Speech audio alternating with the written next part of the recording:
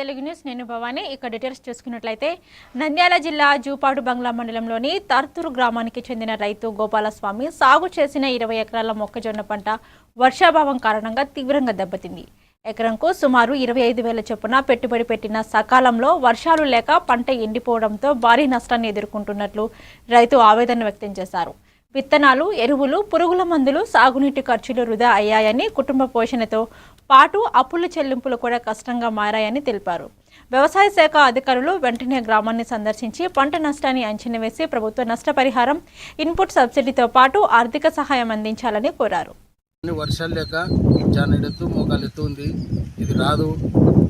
దయచేసి మా పైన ప్రభుత్వం దయ ఉంచి ఎకరాకు 25,000 చొప్పున ఖర్చు చేసినారు ప్రతి ఒక్క రైతు. కావున ఈ ఖర్చు భారం అయిపోతుంది రైతులకు. కాబట్టి ఈ ప్రభుత్వము మా పైన రైతుల పైన దయ ఉంచి ఆదుకోవాలని కోరుకుంటున్నాం. లేకపోతే ఆత్మహత్యలే శరణ్యము మాకు. కావున ఈ ప్రభుత్వం దయచేసి రైతులను ఆదుకోవాలని కోరుకుంటున్నాం. కనీసం రైతు చెడగొట్టుకోవడానికి కూడా డబ్బులు లేక ఇలా గొర్రెలకు మేపుకోమని చెప్తున్నారు. దయచేసి గవర్నమెంట్ మా పైన దయ ఉంచి ఆర్థిక పార్వతీపురం మన్యం జిల్లాలోని వినూత్నంగా అమలు చేస్తున్న